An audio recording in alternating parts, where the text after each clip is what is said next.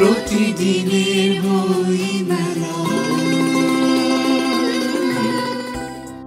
মেলায় এসেছিলেন লেখক জুলফিকার শাহাদাত। কথা বললেন বইমেলা ও তার বই নিয়ে।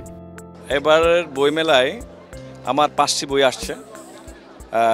প্রথমত পাপড়ি থেকে আসছে বিড়াল এখন বাঘের পেটে। তারপর বাংলা প্রকাশ থেকে আসছে যে শিশু সাহিত্যের উপর একটা প্রবন্ধের বই। 7 বাই চম্পা থেকে আসছে ডক্টর মোহাম্মদ ইউনুসের জীবনীভিত্তিক অনুষ্ঠান ডক্টর মোহাম্মদ ইউনুস এক অপরাজেয় যোদ্ধা। তারপর আরেকটি বই আসবে ঐতিহ্য থেকে একটা ছড়া গল্পের বই। মোট 5টি বই আসবে।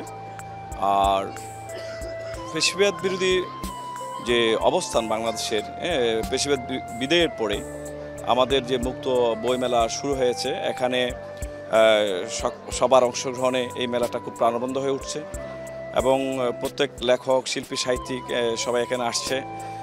মেলাটা খুব জমজমাট হয়ে উঠছে। বিগত দিনগুলোর চেয়ে আজকের যে মেলা, সেখানে উপস্থিতি বেশ ঘটেছে এবং আমি মনে করি আমাদের ভেতরের যে দিন দিন যে সৌহার্দ্যের সম্পর্ক গড়ে উঠছে, এটা অক্ষুণ্ণ থাকবে। আর শিশু প্রহরটা বাদ দেওয়াতে আমার কাছে মনে হচ্ছে যে এটা একটা সমস্যা হয়ে যাচ্ছে।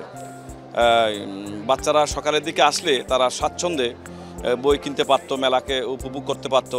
এটা শিশু প্রহরটা আমার কাছে মনে হয়েছে জরুরি, এটা অতীতের মতো এটা রাখা উচিত মনে করছি আমি।